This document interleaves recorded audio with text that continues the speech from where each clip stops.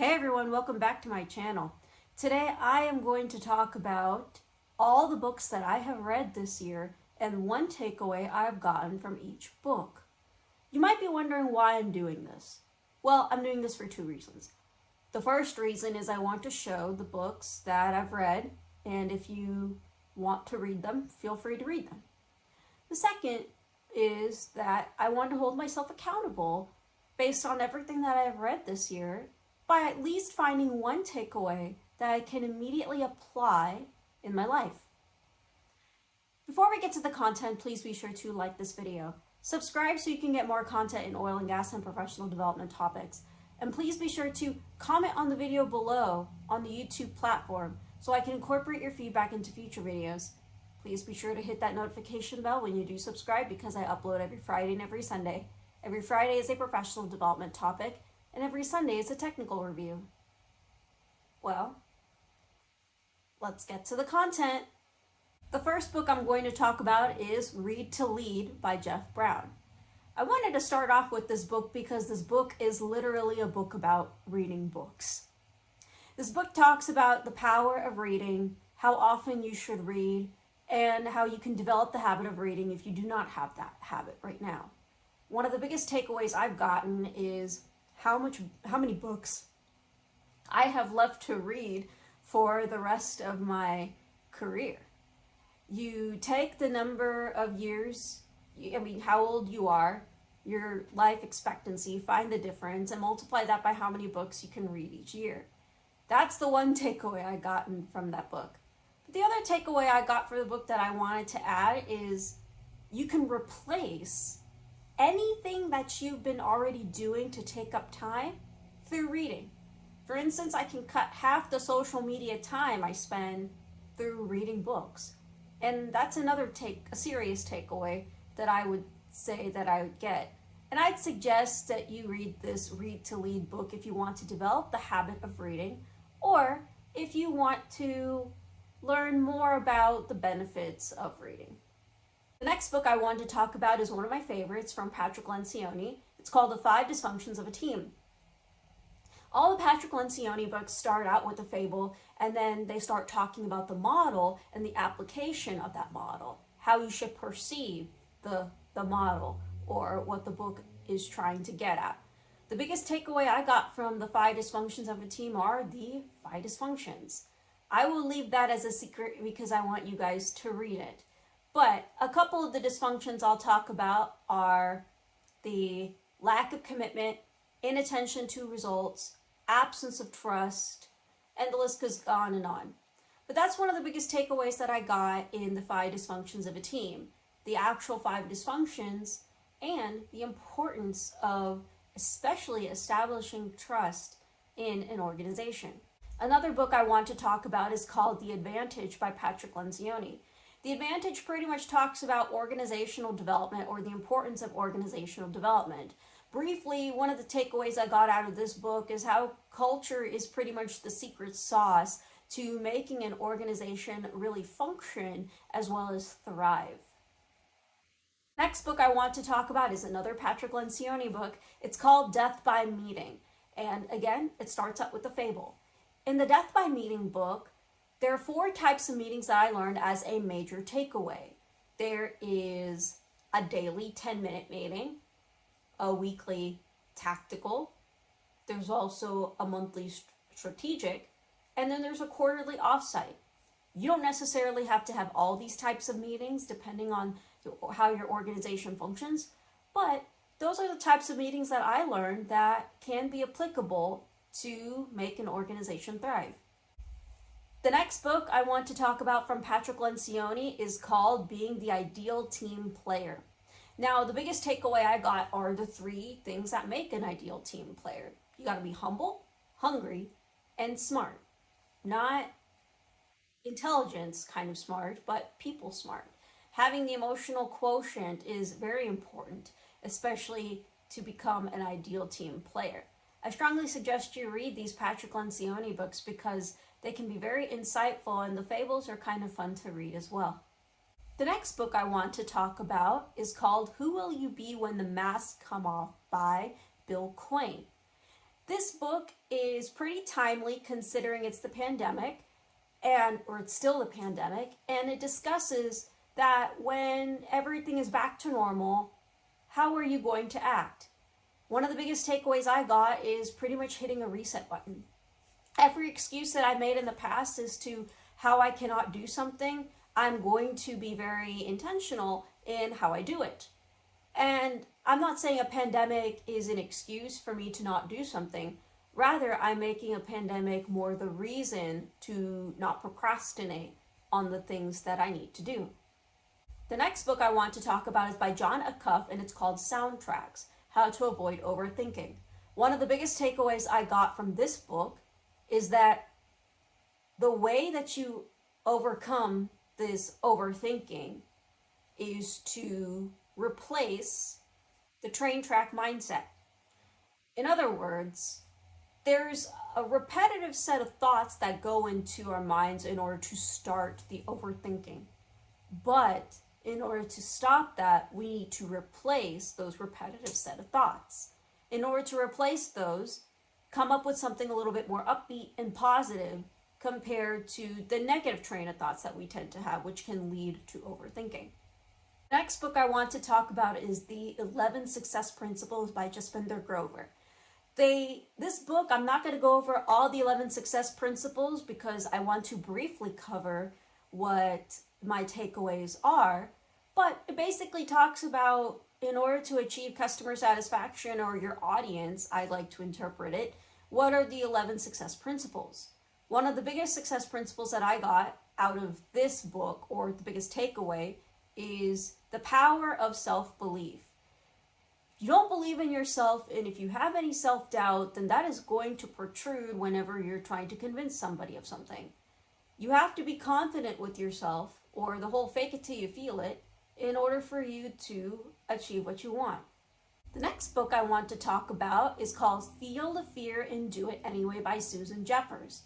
This book is pretty self-explanatory. How if you are fearful of something, just go ahead and do it. One of the biggest takeaways I got from this book is that the essence of fear is not necessarily the fear of doing something or you're afraid, but it's also the lack of education. In order to overcome our fear, one of the first steps is to educate ourselves as to why we're so fearful of something, or educate ourselves more on a topic that we're very fearful of. Once we educate ourselves, we are less likely to have that fear in the first place. The next book I want to talk about is called The Friendship Factor by Alan Lloyd McGinnis. This book has been written a long time ago, but I want to say that it's in parallel to Dale Carnegie's book, How to Win Friends and How to Influence People, because the friendship factor talks about how being friends with somebody is very critical in order to develop a relationship. Having to develop some common ground is the biggest takeaway that I've gotten. Developing some common ground with the person that you're trying to develop a relationship with is, I would say, the secret sauce in one of the building blocks into building a relationship. Once you find that common ground with somebody, you are more likely to pursue building that relationship or building that friendship factor, I would say, with them. But I would also caution, the book talks about, so here's another takeaway that I got.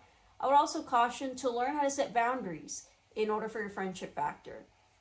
The boundaries are really important for your mental health, and boundaries are also extremely important in order to make sure where you want to place your relationship in. The next book I want to talk about is called 1 Minute Manager by Kenneth Blanchard. The 1 Minute Manager book is extremely fun, and it's a quick 100-page read. The biggest takeaways that I've gotten is the 3 things that the 1 Minute Manager talks about. 1 minute goals, brief goals put on a sheet of paper. 1 minute praisings.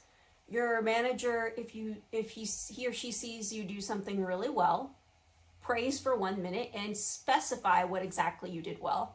And then 1 minute redirects. Not necessarily berate the person for doing something incorrectly, but discuss what specifically needs to change and then how you can change it. By those 3 things, I was able to clearly see how to be an effective manager. This next book is a famous one by Kenneth Blanchard, and it's called Servant Leadership. I'm not a religious person, but I really enjoyed reading the book about servant leadership and who you are serving. One of the biggest takeaways I got from the book is thinking about who you're serving for. It's for the people that you are leading. And if you're trying to achieve a leadership position based on glory or based on just a personal gain, then you're not going to be an effective leader. The more you focus on the person that you're trying to serve, or the person that you're trying to lead, or the group of people that you're trying to lead, then the more effective leader that you end up becoming. The next book I want to talk about is called Leveraging Your Mindset by Ricky Kalmon. Now, Leveraging Your Mindset provides 8 steps in order to use your mindset to be more happier, less stressed, and overall a better person. One of the biggest takeaways I got from the book is the power of meditation. Just taking the time to decompress and think about absolutely nothing has been extremely helpful for me, at least calm down. Because I'm the type of person who wants to be on the go, or who always feels the need to do something. For example, creating this YouTube video during the time of my vacation. But taking a few minutes to just decompress, listen to some music, can do wonders for mental health. Next book I want to talk about is called Crucial Conversations by Kerry Patterson. Crucial conversations are conversations that you have whenever somebody has violated expectations. One of the biggest takeaways I got from the book is mention the behavior and not the person. Whenever you're discussing a crucial conversation with somebody in terms of them violating your expectations, do not make it personal. Rather, identify what exactly is the behavior that needs to be corrected or that needs to be addressed, as opposed to putting some bad intent on the person. Once that happens, you make the situation more objective rather than subjective. The next book I want to talk about is called A Day's Close, Nighttime's Past by Roger Eric. This book talks about the history of sleep and the history of nighttime and the connotations of nighttime. One of the biggest takeaways I got is that during the prehistoric times, there is a first sleep and a second sleep.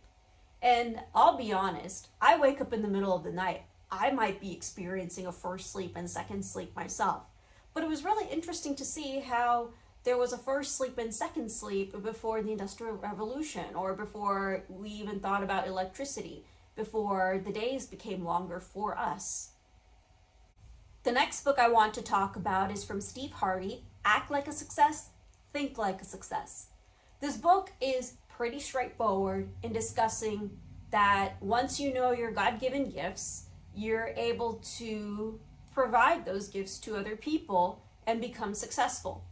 One of the biggest takeaways I got from this book is that you have to define what your purpose is, what your mission and your vision is.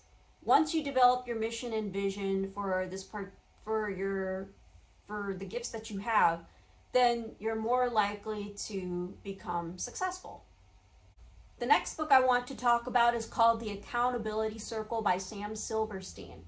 The Accountability Circle talks about how important it is to have a support system in order for you to not just hold yourself accountable, but follow through some of your commitments. One of the biggest takeaways I've gotten from this book is how important it is to choose your accountability partners very carefully.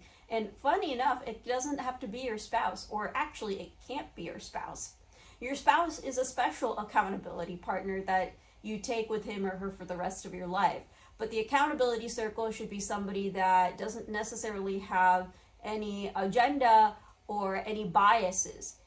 They're the type of people who will hold yourself accountable based on your goals objectively. Change Your World by John Maxwell is another book that I suggest you all read. Pretty much talks about how you need to change your perspective. So this is the takeaway. You need to change your perspective in order to change your world. There are plenty of stories that this book has that I suggest you check out because they're very inspiring, and it talks about from people of all walks of life being able to achieve such greatness because they wanted to, and they wanted to see the world change, or they wanted to be the change that they wanted to see in the world. So the change obviously starts from you instead of blaming other people or wishing that something else could definitely change. And that was the biggest takeaway that I got from the book. The next book I'll talk about, the next couple of books are mathematics books. So this is called Gamma by Juliann Havil. Gamma pretty much talks about the history of Euler's constant and the proof of Euler's constant. One of the biggest takeaways I've gotten from this book is obviously the proof of Euler's constant and how Euler's constant, there's so much history behind it. I didn't realize how much history was behind Euler's constant, and that was just something I used in my math problems all the time, but I never really understood where it was generated from. I didn't even know it was even generated, or some of the derivations even came from the Taylor series expansions. The book I'll talk about is The Best Writing of Mathematics, and this was written in 2018. The editor is Mircea Pitici. This book talks about a variety of stories of how important mathematics is.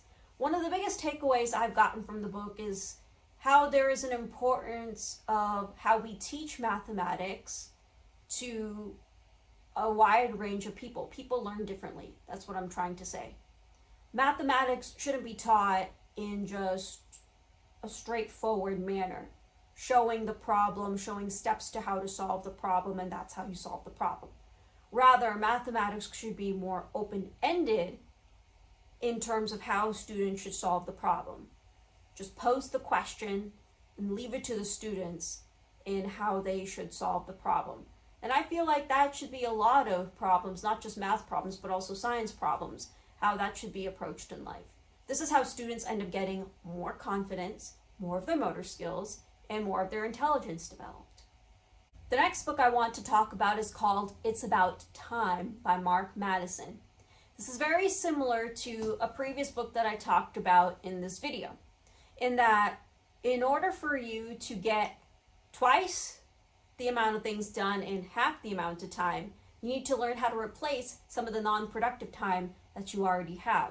In other words, replacing the non-productive time with, instead of social media, trying to read a page in a book or trying to prepare something for the next meeting is very important.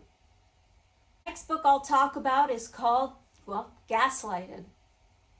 There's so many takeaways from this book that I have, but the biggest takeaway that I've gotten from it is how, and I've posted this before on my LinkedIn actually, that how women should be celebrated not just for their motherhood or for their marriage, but also for their professional accomplishments. Because there was a specific account in that book discussing how the woman felt more supported for being a mother more than her professional aspirations, and these were from her colleagues at work.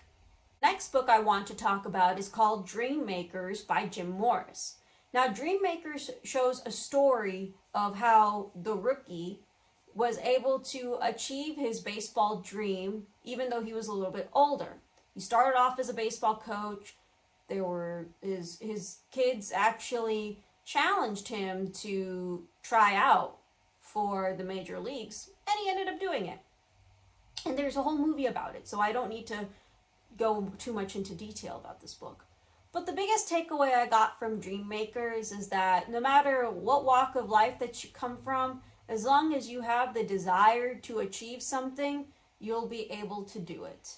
And if you have that desire, you'll also be able to create the support system that you need in order to succeed. This next book is a little bit funny. It's from Brendan Kane and it's called 1 Million Followers. Yes, I read a book about social media. This book talks about how you can obtain 1 million followers throughout various platforms.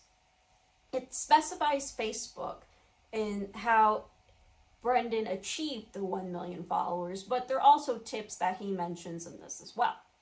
One of the biggest takeaways I've got is how people are moving away from Snapchat and they're converting themselves into Instagram Reels. I found that extremely interesting, and I also found that Instagram Reels or short video clips can capture people's attention, and it's one of the hardest things to do. And I know that for especially posting a video that might last about half an hour based on how many books I've read. The next book I'll talk about is called Good to Great by Jim Collins. Jim Collins talks about how some companies succeed while others don't, or how some companies achieve greatness compared to other companies that may have been a little bit better to start off with. One of the biggest takeaways I got from this book is from a hiring process, actually, and I found that really interesting. That if you're not completely sold on the person 100%, keep looking. And I'm on the other end from the hiring spectrum, but I would like to say that this was one of the biggest takeaways I got in terms of achieving greatness. Making sure you have the right people before you start driving that bus. The next book I'll talk about is from Bartee, Haile, and it's called Texas Boomtowns. This book is a quick 100-pager as well, and it discusses the different Texas boomtowns from West Texas to East Texas. The book really taught me how some of these wildcatters have also influenced not just politics, but influenced city operations, even if it's for the better or for the worse. Next book I'll talk about is called The Big Rich by Bryan Burrough. The Big Rich talks about some of the 4 Texas oil men and their rise and fall.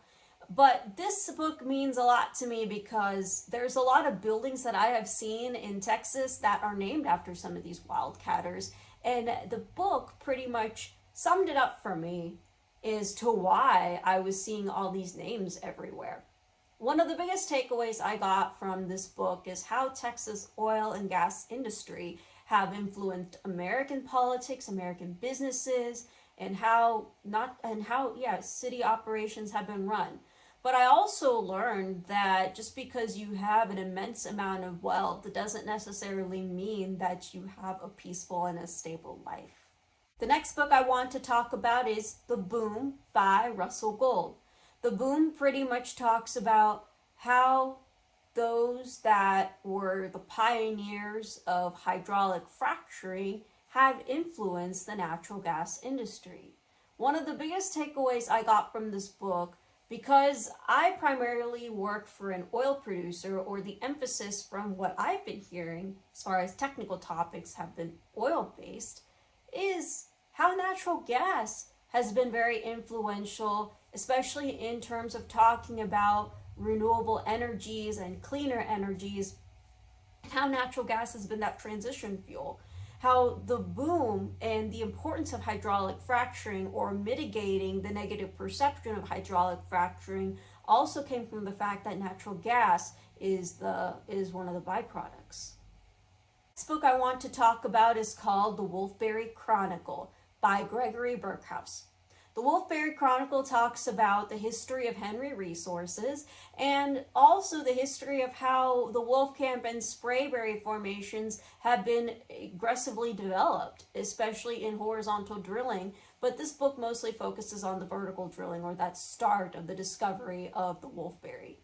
There were 2 takeaways I got from this. One, I had no idea how much history Henry Resources had. And then the second one, which is awesome to hear, and the second one is, and I have to credit my husband because he's the one who told me this before I started reading the book, is that hydraulic fracturing was discovered by a woman. Hydraulic fracturing was discovered by Sylvia Stosser because she was trying to figure out she's actually a chemist, and she was actually trying to figure out how these fractures were created. She was discussing how there has to be enough lifting pressure, or there has to be less overburden in order for these fractures created. There was one errant assumption that she had, and that the fractures only grew horizontally, when that's not necessarily the case, especially when we fracture our wells. But that was a big takeaway that I got from reading the book, that hydraulic fracturing was discovered by a woman. Last book, we finally reached to the last book that I want to talk about, is called How to Win Friends and How to Influence People in the Digital Age. The Dale Carnegie book is really important, in which it talks about how you don't complain, how you always keep a smile on your face, and how you can be very palatable for other people. But the specific takeaway that I got from this book in discussing the digital age portion of it is how much we should still focus on in-person interactions as opposed to relying on our social media or being behind our computer screens. The in-person social interactions are still very meaningful, and even though we live in the digital world, it becomes all the more meaningful and more impactful when we meet people. Before I forget this book, there's another Patrick Lencioni book that I wanted to talk about. It's called Silos, Politics, and Turf Wars. This book provides a fable into how the particular main character wanted to create some business for himself, really, but how to eliminate silos in an organization. One of the biggest takeaways I got from this book is that one of the key ways of eliminating silos, or how silos have naturally been taken down, is if there is a common ground or a common crisis that needs to be averted. That's when a lot of teams come together and break down those silos and improve the communication. Now, I'm not saying that there always has to be a crisis in order for silos to be taken down, but there has to be that organizational development or that trust that needs to be developed in order to lean in on other departments. And that's a wrap, everyone. I read 31 books this year, so if you do the math, that's reading one book every 11 to 12 days. I had a great time reading all of these books, and they've definitely enriched my mind as well as inspired me to read other books. One of my New Year's resolutions is to read one book every single week. So far, I've read 6 books out of the 52 books that I listed out for my 2022 reading list. Thanks so much for taking the time to listen to all of these takeaways that I have. And I hope some of these books might be books that you may have already read or books that you may want to read in the future. I mean, I suggest you read all of these books, in my opinion. As usual, please be sure to like this video. Subscribe so you can get more content in oil and gas and professional development topics. And please be sure to comment on the video below on the YouTube platform so I can incorporate your feedback into future videos. Thank you so much for taking the time to watch this video, and I'll see you in the next one.